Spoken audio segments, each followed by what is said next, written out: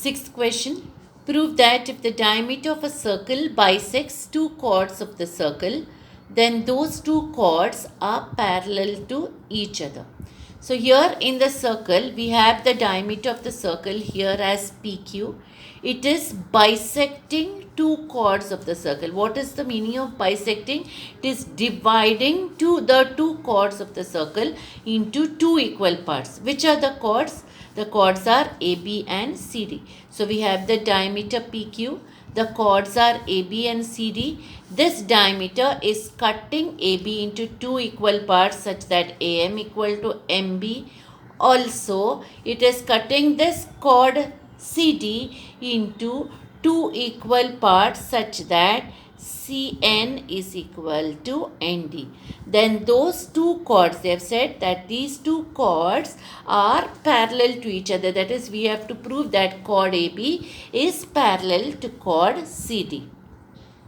Now first we consider the circle, because nothing is given to us. We have considered this circle. What is the center of the circle? The center of the circle is O. So with center O. Which is the diameter here? PQ is the diameter. So segment PQ is the diameter. Now this diameter PQ bisects chord AB, and the other chord here is CD. Chord CD.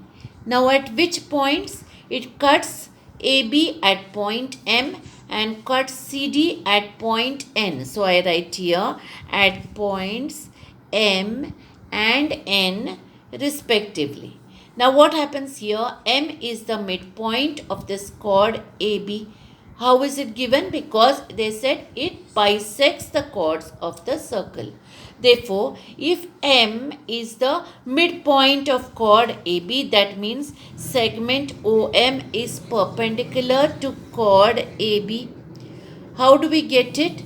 By this theorem, that is, the segment joining the center of the circle and the midpoint of a chord is perpendicular to the chord. So this theorem states that if there is a segment joining the center of the circle and the midpoint of the chord, then that segment is perpendicular to the chord. Therefore, we get angle OMA is equal to 90 degrees because it is perpendicular to the chord. That is, segment OM is perpendicular to chord AB. Therefore, angle OMA is equal to 90 degrees.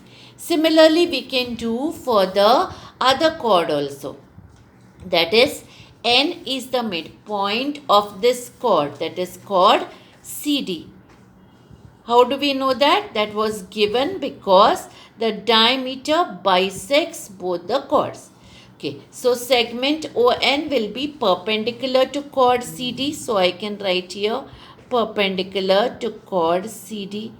How will I know that it is perpendicular? Because the segment joining the center of the circle to the midpoint of the chord is perpendicular to the chord.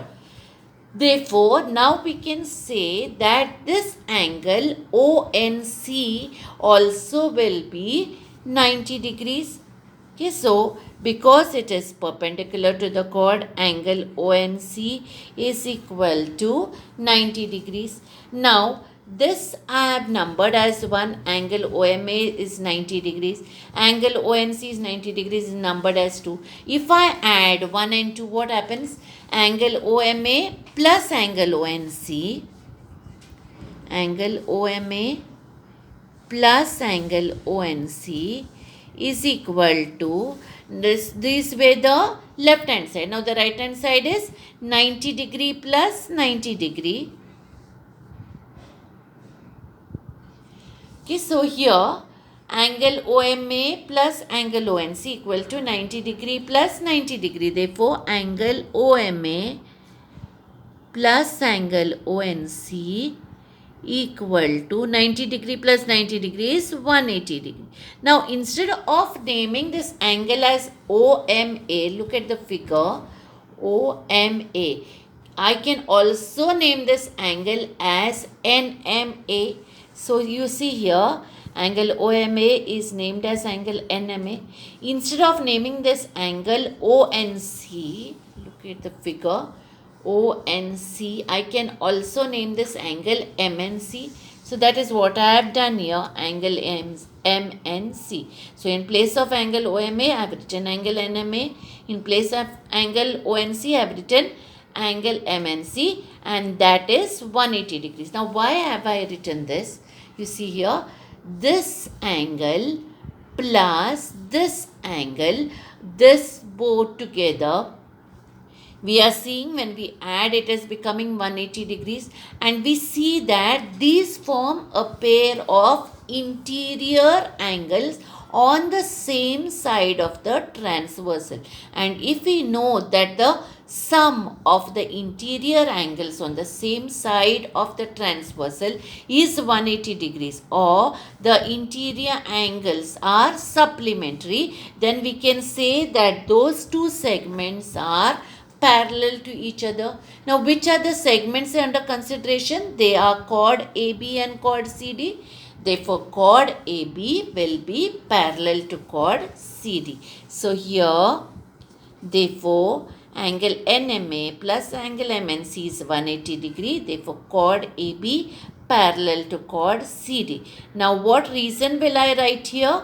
When the sum of the interior angles on the same side of the transversal is 180 degrees, when we say that the two lines are parallel to each other, the reason will be interior angles test for parallel lines.